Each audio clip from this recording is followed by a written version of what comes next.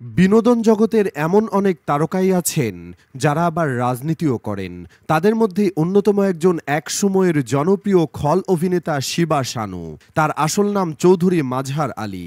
দীর্ঘদিন ধরে যুক্ত আছেন বিএনপির রাজনীতিতে। অনেকে হাসিনা পলায়নের পর বিএনপিতে ভিড়েছে, শিবা তেমন কেউ নন। তিনি বিএনপির কঠিন সময়ে দলটির সাথে ছিলেন, কাজ করেছেন বেগম জিয়ার বডিগার্ড হিসেবেও।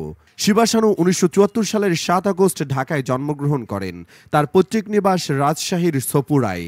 শিবা শানু বাংলা চলচ্চিত্রের একজন সুপরিচিত অভিনেতা। তিনি সাধারণত খল চরিত্রে অভিনয় করে থাকেন, তবে শুরুতে তিনি খল নয়, নায়ক হিসেবে কাজ করতেন। পরে তাকে পরিচালকরা খল অভিনেতা হিসেবে বেশি পারফেক্ট মনে করে চরিত্র পাল্টে দেন।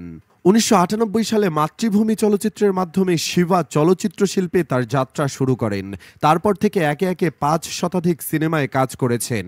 শিবার মতো অন্যান্য খল অভিনেতাদের আমরা তেমন শিক্ষিত হতে দেখি না, তবে এক্ষেত্রে ব্যতিক্রম তিনি। শিবা শানু রাষ্ট্রবিজ্ঞান বিএ অনার্স শেষ করেছেন বলে জানা যায়। আর একদিকে তার শিক্ষাগত যোগ্যতা, অন্যদিকে শক্তিশালী পুরুষ হিসেবে তিনি সহজেই বিএনপিতে জায়গা করে নেন। জানা যায় মূলত তার বাড়ি ফিটনেস দেখলেই তাকে বিএনপি দলটির চেয়ারপারসন খালেদা জিয়ার বডিগার্ড হিসেবে নিয়োগ দিয়েছিল। দীর্ঘদিন তিনি নিষ্ঠার সাথে এই দায়িত্ব পালন করেছেন, পরে বিএনপিতে পদও পেয়েছেন। শিবা শানু বিএনপির সাংস্কৃতিক সংগঠক জাসাসের সাংগঠনিক সম্পাদকের দায়িত্ব পালন করছেন। এর পাশাপাশি তিনি চলচ্চিত্র শিল্প সংশ্লিষ্ট সংগঠন বাংলাদেশ ফিল্ম ক্লাব লিমিটেডের কার্যনির্বাহী পরিষদের দায়িত্বরত আছেন।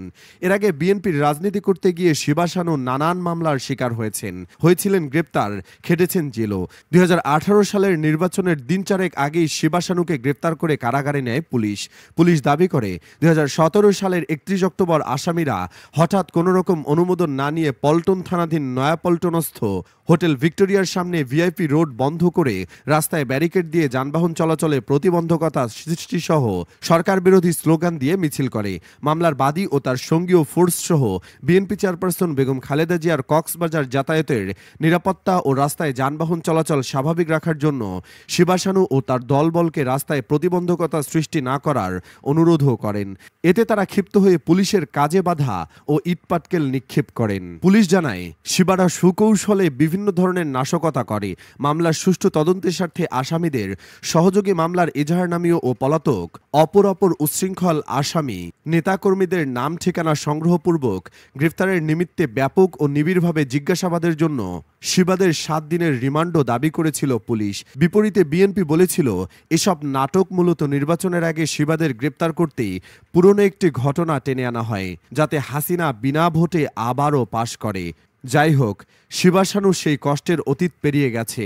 বিগত বছরগুলোতে তিনি যেভাবে বিএনপির হয়ে কাজ করেছেন, তাতে আগামী নির্বাচনে তিনি মনোনয়ন পেতে পারেন। আর তিনি যেহেতু ঢাকার সন্তান, সেহেতু ঢাকার কোনো আসন থেকে নির্বাচন করতে পারেন। এখন প্রশ্ন হলো, শিবা শানুকে এমপির যোগ্য মনে করেন কিনা দেশবাসী? বন্ধুরা, আপনারা কি বলেন? শিবা কি এমপি হবার যোগ্য? মন্তব্যের ঘরে জানাতে ভুলবেন না হ্যাঁ বা না ভোটের রায়। আর অবশ্যই আমাদের এই নতুন চ্যানেলটি সাবস্ক্রাইব করে নিন।